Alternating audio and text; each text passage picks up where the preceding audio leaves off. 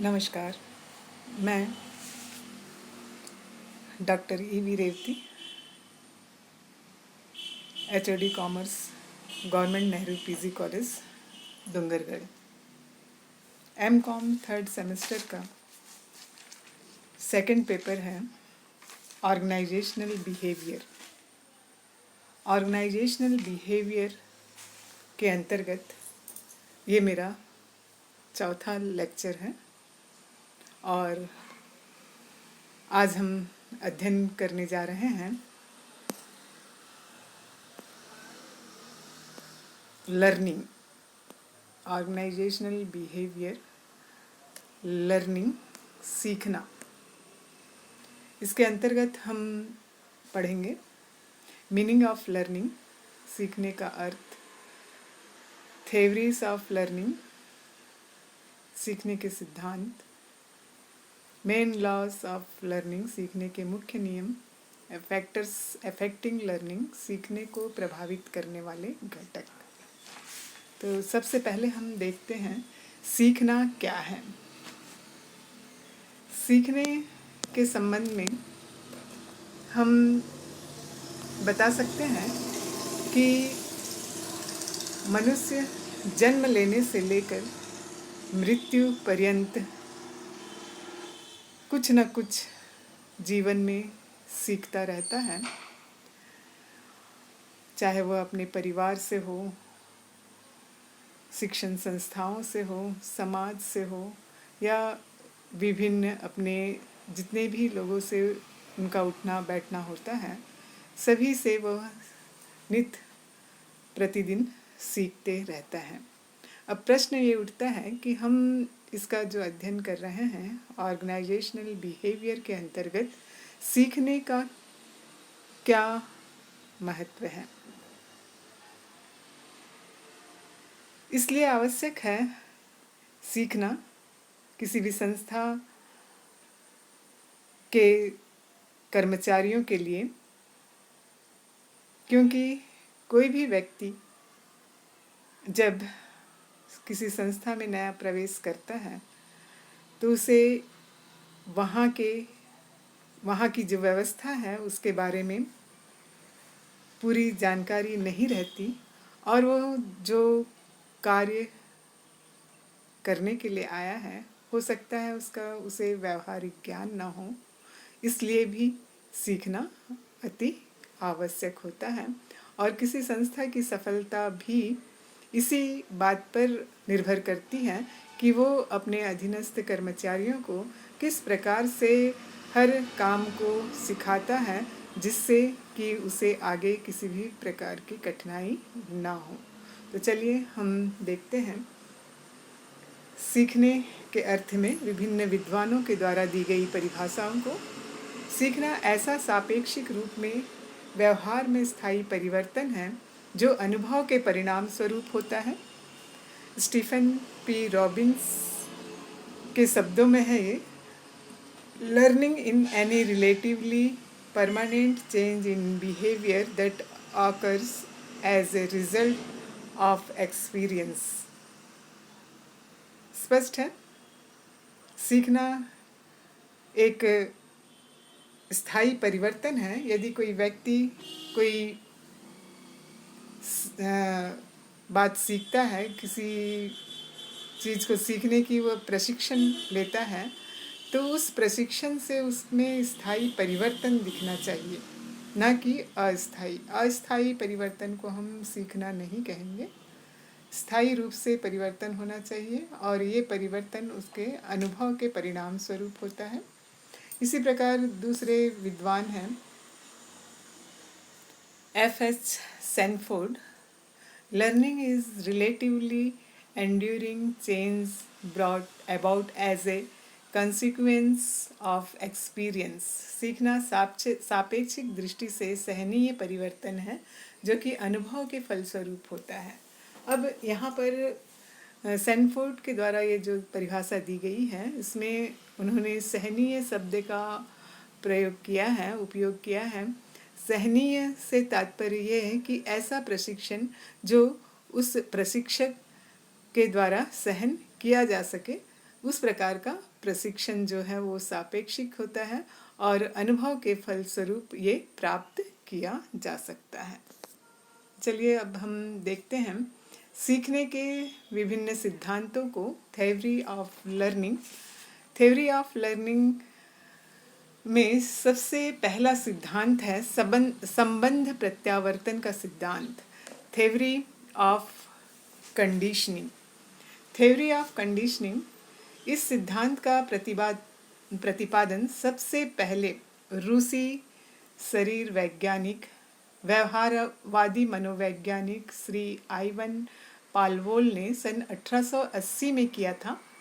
पालवोल का कहना था कि उद्दीपन प्रत्युत्तर प्राणी की मूल प्रवृत्ति का एक भाग है, यानी सीखना। सीखने की प्रक्रिया में मूल उद्दीपन स्टिमुलस के साथ एक नया उद्दीपन दिया जा सकता है। कुछ समय बाद जब मूल उद्दीपन को हटा लिया जाए तब यह देखा जाता है कि नए उद्दीपन से भी उसे वैसे ही प्रतिक्रिया मिलती है जैसे मूल उद्दीपन से होती है। पालोल ने इस संबंध में कुत्तों के साथ प्रयोग किया।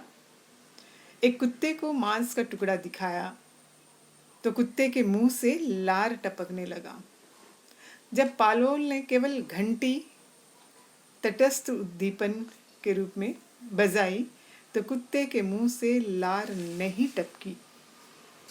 अगली बार पालोल ने घंटी बजाते हुए कुत्ते को मांस का टुकड़ा दिखाया, अर्थात पालोल ने घंटी को मांस के टुकड़े के साथ संबद्ध कर दिया।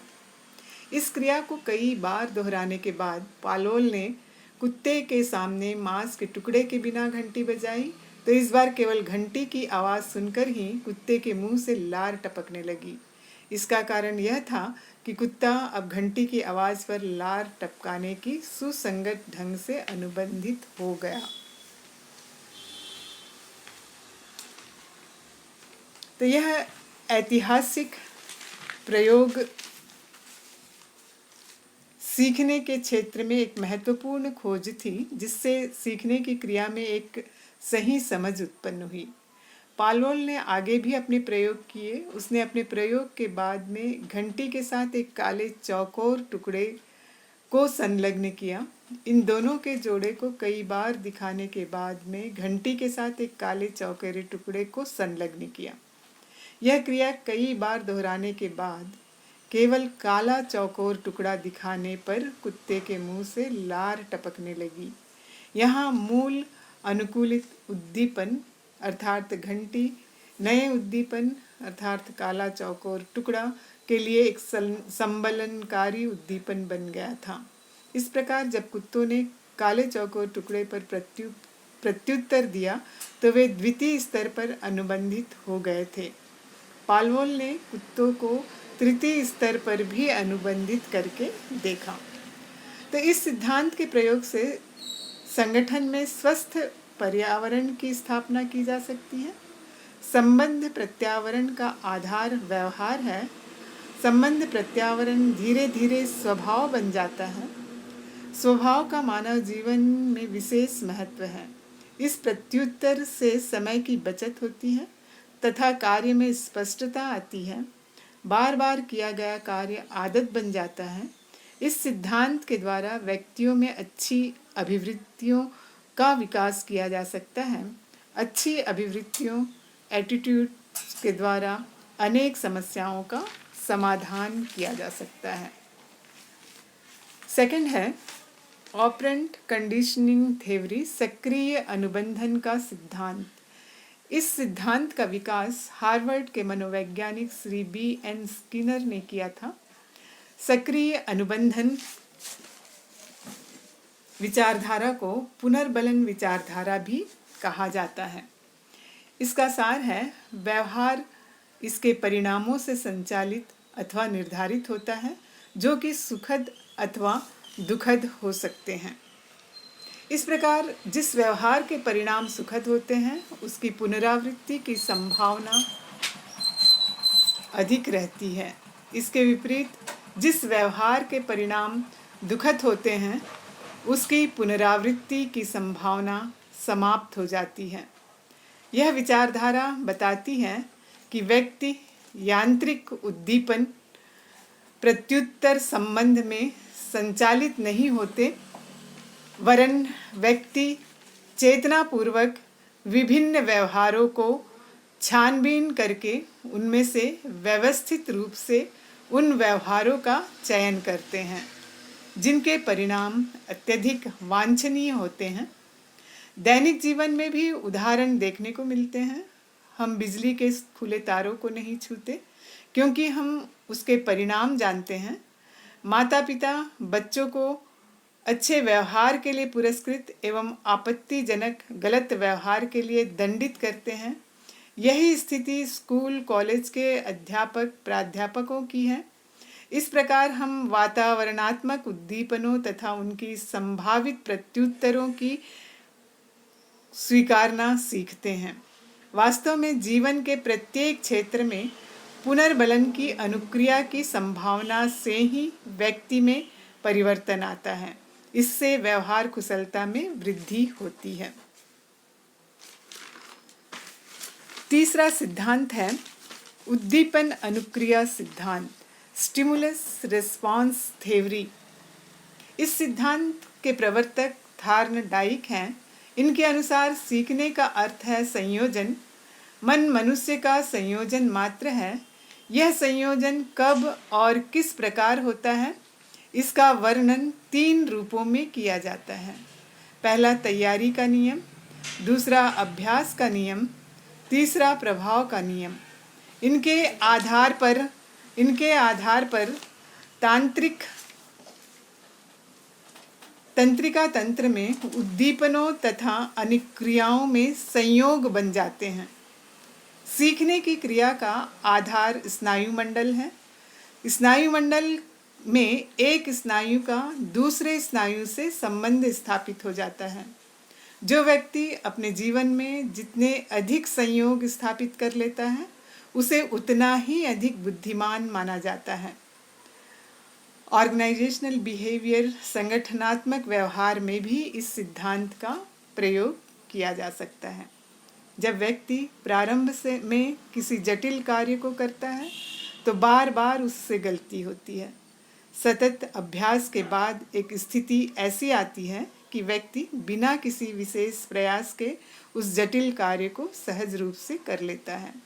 तो सीखने की इस प्रक्रिया को भूल व सुधार द्वारा सीखना भी कहा जाता है। अंतिम जो सिद्धांत है वह है संज्ञानात्मक सिद्धांत। संज्ञानात्मक सिद्धांत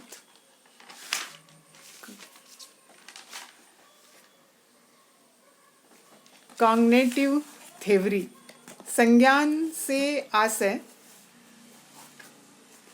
लोगों की जानकारी के अनुसार सीखना। उनकी जितनी बुद्धि है उस बुद्धि के अनुसार वे सीखते हैं और अपने पूरे ज्ञान का प्रयोग करते हुए वे आगे बढ़ते हैं। तो चलिए देखते हैं संज्ञानात्मक सिद्धांत के अनुसार किस प्रकार से व्यक्ति सीखता है। संज्ञानात्मक विचारधारा का अध्ययन करने से पूर्व हमें संज्ञान के अर्थ को समझना आवश्यक है। संज्ञान से आशय व्यक्ति के स्वयं अथवा पर्यावरण के संबंध में विचारों, ज्ञान, समझदारी, चिंतन, व्याख्या अथवा दृष्टिकोण से है। एडवर्ड टोलमैन के अनुसार उन्होंने ही संज्ञानात्मक विचारधारा का प्रतिपादन किया था। उनके अनुसार सीखना संज्ञानात्मक वातावरणात्मक इंगितों तथा प्रत्याशा के बीच एक संबंध है।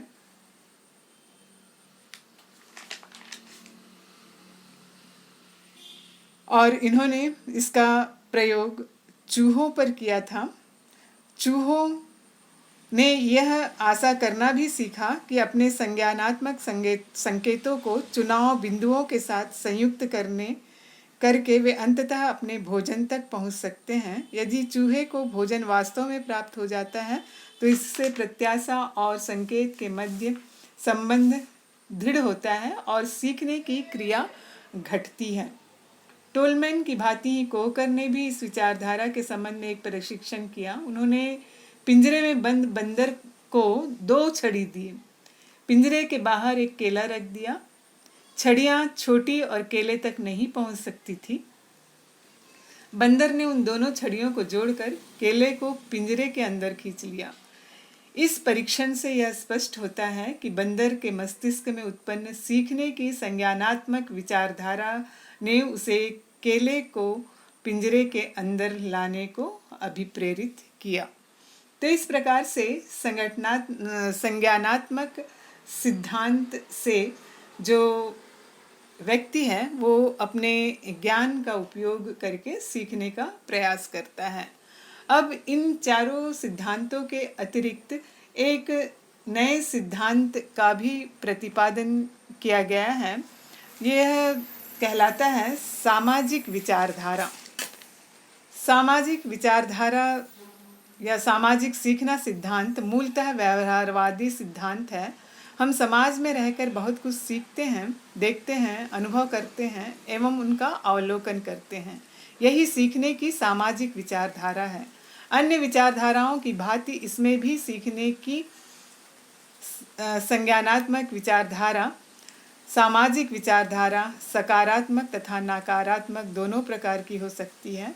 उदाहरण के लिए अपनों से बड़ों का आदर सत्कार व सम्मान करना एवं उनसे अच्छी बातें सीखना सामाजिक विचारधारा का सकारात्मक रूप है। इसके विपरीत अपने से बड़ों का निरादर करना, बुरे शब्द बोलना, कार्यालय में देर से आना, बुरी आदतें विकसित करना, ये सब सामाजिक विचारधारा की नकारात्मक रूप है।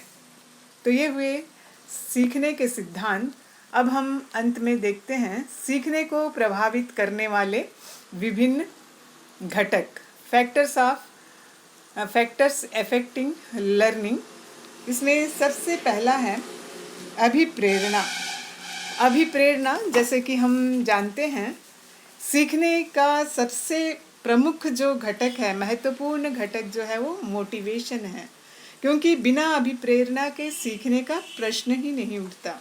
यदि कोई व्यक्ति सीखने के लिए प्रेरित होता है तो उसका जो सकारात्मक व्यवहार है वो पुरस्कार है।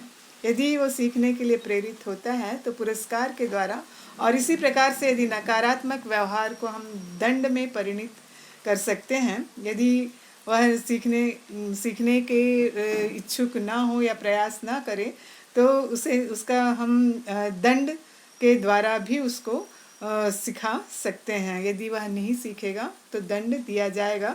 तो इस प्रकार से वो अभिप्रेरित होकर आगे सीखने का प्रयास करता है। तो इस बात के अनेक साक्ष्य उपलब्ध हैं कि अभिप्रेरणा से प्रत्युत्तरों की पुनरावृत्ति होती है, जबकि गैर अभिप्रेरित प्रत्युत्तर आगे जाकर बंद हो जाते हैं। सेकंड है सीखने के सामग्री की प्रकृति, नेचर ऑफ लर्निंग मटेरियल्स। सीखने की सामग्री निश्चित रूप से सीखने को प्रभावित करती है। इस प्रकार सीखने की सामग्री सीखने की प्रक्रिया का दूसरा महत्वपूर्ण घटक है। इसमें जो मुख्य बातें हैं वो सीखने की सामग्री साधारण प्रकृति की होनी चाहिए, सीखने की सामग्री से परिचय होना चाहिए और सीखने की सामग्री का क्रम होना चाहिए। उसकी आकृति और अर्थपूर्णता भी सीखने को प्रभावित करती है। तीसरा है पर्यावरण। सीखने का पर्यावरण भी सीखने की प्रक्रिया को प्रभावित करता है। यहाँ पर पर्यावरण से आशय है जिसमें व्यक्ति सीखता है। पर्यावरणीय घटक या तो सीखने की योग्यता सुदृढ़ कर सकते हैं अथवा कमजोर कर सकते हैं। पर्यावरण के सकारात्मक घटक जैसे समर्थन, संशक्ति, संवर्धन सीखने पर सकारात्मक प्रभाव डालते हैं। इसके विपरीत ऐसे पर्यावरण जिसमें परिवर्तन की गति तेज हो सीखने पर नकारात्मक प्रभाव डाल सकते हैं। चौथा है मानसिक अवस्था अथवा स्थिति, मेंटल सेट। यदि मानसिक अवस्था सही है, मानसिक व्यवस्था यदि मानसिक रूप से तैयार हैं सीखने के संदर्भ में, तो यदि किसी व्यक्ति की मानसिक अवस्था किसी क्रिया को सम्मान करने की है तो वह उक्त क्रिया को न्यूनतम समय में शीघ्रता से कर लेगा। इसके विपरीत यदि किसी व्यक्ति को मानसिक अवस्था किसी क्रिया को करने की नहीं है तो वह उक्त क्रिया को सही ढंग एवं शीघ्रता से संपन्न नहीं कर सकेगा। इसका कारण यह है कि यह व्यक्ति की मानसिक स्थिति ही है जो व्यक्ति को कोई क्रिया संपन्न करने के लिए तत्पर करती है। इस संबंध में किए गए विभिन्न अनुसंधान हमारे इस कथन का समर्थन करते हैं। 5वां है प्रैक्टिस, अभ्यास। अभ्यास भी एक महत्वपूर्ण घटक है जो सीखने की प्रक्रिया को प्रभावित करता है। अभ्यास एक बाहरी शर्त है जो कि सभी प्रकार के सीखने को प्रभावित करती है। व्यक्ति जितना अधिक अभ्यास करेगा वह उतने ही प्रभावी ढंग से सीखता है। उदाहरण के लिए हॉकी के खेल को ही लीजिए। इस खेल में खिलाड़ी जितना अधिक अभ्यास करता है वह उतना ही अधिक कुशलता से उस खेल को खेल सकता है। और यह स्थिति किसी वाहन को चलाना सीखना, तैरना सीखना और विभिन्न क्षेत्रों में इसका उपयोग देखने को मिलता है। अंतिम है रुचि। सीखने की प्रक्रिया को प्रभावित करने वाला अंतिम एवं महत्वपूर्ण घटक है रुचि। जिस कार्य को करने में व्यक्ति की रुचि होती है वह उस कार्य को शीघ्रता एवं सरलता से सीख लेता है। रुचि के अभाव में या तो व्यक्ति सीख नहीं पाता अथवा सीखने से में उसे अत्यधिक समय या परिश्रम करना पड़ता है, फिर भी उसका स्तर अपेक्षाकृत गिरा हुआ होता है। इसका उदाहरण हम कक्षा के विभिन्न छात्रों का उदाहरण दे सकते हैं। जैसे कि हम महाविद्यालय में एक साथ 50-60 छात्रों को पढ़ा रहे हैं और जिन छात्रों की पढ़ाई में रुचि होती है हम ये देखते हैं कि उनके परिणाम बहुत अच्छे होते हैं। वे प्रथम श्रेणी में या प्रावीण्य सूची में उत्तीर्ण होते हैं। वहीं जिन विद्यार्थियों की रुचि पढ़ाई में नहीं होती या तो वे बहुत कम अंक लाते हैं या फेल होते हैं। तो इस प्रकार से स्पष्ट है कि सीखने में यदि रुचि है तो निश्चित ही परिणाम जो है वो सकारात्मक आएंगे। तो ये हुए सीखने के विभिन्न घटक, सीखने को प्रभावित करने वाले विभिन्न घटक हैं। अब अंत में हम यही कह सकते हैं कि सीखना जो है वो प्रत्येक संस्था के कर्मचारियों के लिए अति आवश्यक है। सीखने का जो सिद्धांत है प्रबंधकों के लिए अनेक प्रकार से उपयोगी है। इसमें जो प्रबंधक को फ़ायदे हो सकते हैं वो अपने कर्मचारियों में अनुपस्थिति में कमी ला सकता है। और इसी प्रकार जैसे कि कोई व्यक्ति बीमार पड़ गया तो उसके लिए सिक पे दिया जाता है, बीमारी वेतन। तो उसके जगह सीखना जो सिद्धांत है उसके उपयोग के द्वारा प्रबंधक बीमारी वेतन के स्थान पर बेहतर वेतन प्रदान कर कर्मचारियों के व्यवहार में परिवर्तन ला सकता है। और इसी प्रकार से अनुशासनात्मक कार्यवाही को समाप्त कर कर्मचारियों को यह बतलाया जा सकता है कि उन्हें क्या नहीं करना चाहिए और इस हेतु उन व्यक्तियों को पुरस्कृत किया जा सकता है जो अवांछित कार्यवाहियों से दूर रहने का प्रयास करते हैं।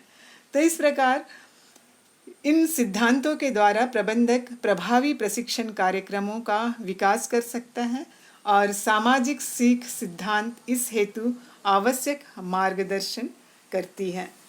धन्यवाद। आशा है ये व्याख्यान M.Com 3rd सेमेस्टर के विद्यार्थियों के लिए उपयोगी सिद्ध होगा।